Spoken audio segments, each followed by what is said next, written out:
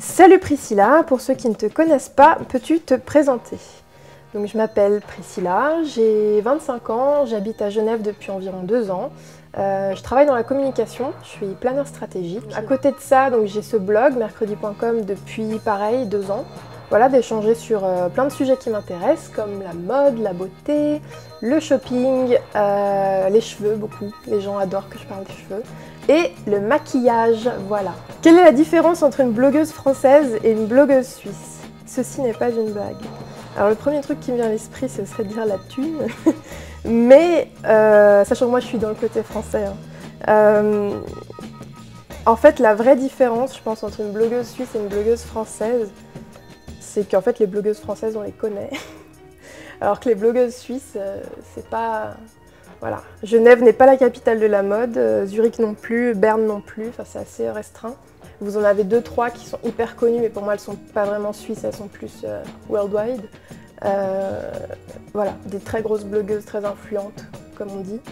Mais proprement parler, des blogueuses suisses comme ça, on va dire qui montrent un petit peu la vie quotidienne et qui sont un petit peu plus accessibles que celles auxquelles je pense, il n'y en a pas énormément. Est-ce facile de se fringuer au pays du Ricola?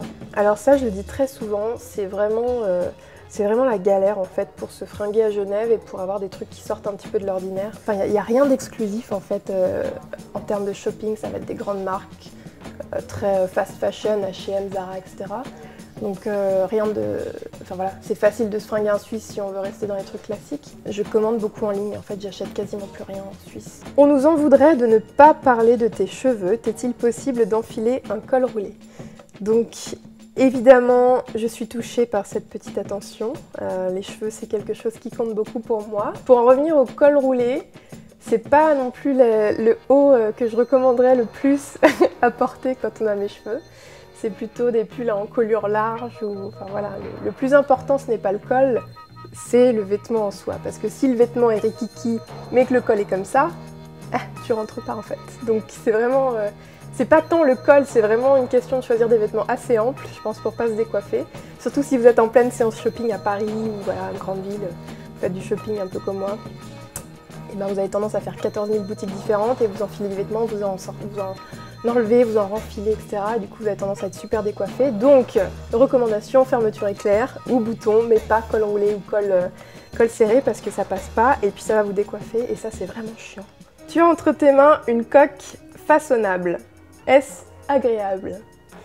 Alors oui, c'est très très agréable. J'utilise celle qui est d'un coloris plutôt camel, est assez sympa. La bleue aussi me plaît bien. C'est assez sobre, donc je suis assez contente. C'est pas un truc trop bling bling avec 50 000 motifs bizarres et strass et des inscriptions un peu rebelles qui me correspondraient pas trop. Mais voilà, donc les coques façonnables sont très agréables. Sont même formidables, incroyables, recommandables du coup. Mauvaise nouvelle, c'est l'apocalypse now dans ton armoire. Quel vêtement de chaque famille sauves-tu dans l'arche d'Anna Wintour? Je garderai un slim, classique. Ce pull là que j'aime bien, que j'ai acheté le week-end dernier à Londres, 15 pounds, à une vieille irlandaise qui faisait une brocante, qui devait sûrement être à 4000 générations avant elle, mais qui me va très bien.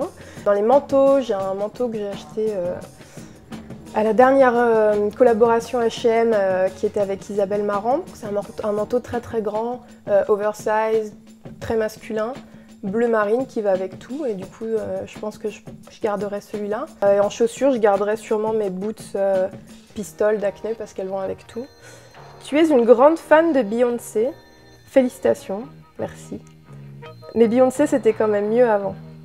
Alors, ce que j'ai envie de dire c'est avant quoi? Parce qu'il y a quand même pas mal de trucs à dire sur Beyoncé. Mais ce que les gens ne savent pas, c'est que Beyoncé était fan de moi avant que moi je sois fan de Beyoncé. Mais on a perdu contact quand j'ai commencé mon blog, donc forcément maintenant les relations sont un peu plus compliquées.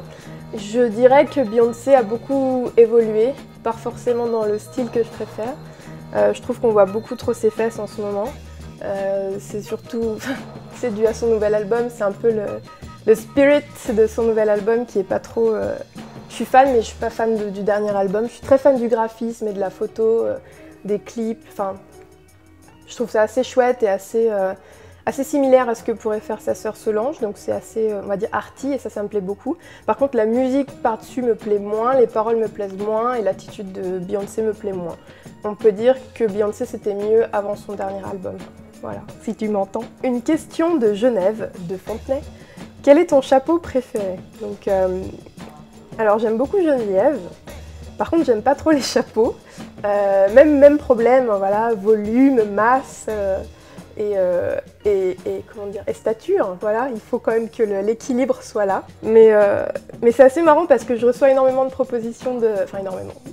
Une proposition par an de partenariat pour des chapeaux, Donc c'est typiquement des gens qui n'ont jamais vu mon blog.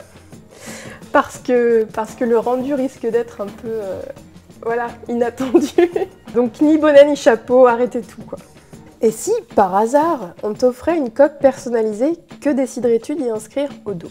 Pourquoi pas le nom de mon blog, parce que ça peut faire un peu de promo et c'est intriguant. Si c'est un URL, les gens...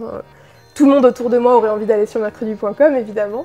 Et comme les gens ont tendance à faire beaucoup d'erreurs en écrivant l'URL, j'en profiterai pour écrire en énorme avec un E à la fin. Avec mercredi.com au-dessus. Et avec un E à la fin, genre en taille 60, en gras, souligné, ombre, tout ce qu'il faut. Affaire à suivre. Presque dernière question, ton actu pour les prochains mois. Au niveau de l'actu blog, c'est assez imprévisible. Je peux avoir énormément de projets qui arrivent, des petits, des gros, des trucs intéressants, des trucs qui m'emballent pas forcément, mais enfin beaucoup de projets qui arrivent, des projets pour le blog, des projets photos, des collaborations, voilà, ce genre de choses qui sont assez classiques pour une blogueuse mode, j'ai envie de dire.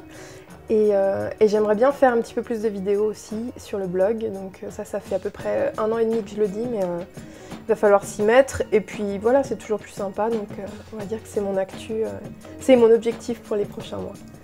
Merci Priscilla. Un dernier mot. Petit mot suisse. Merci beaucoup, j'espère que ce sera renouvelé et je vous souhaite tout de bon et puis je me réjouis de voir le résultat.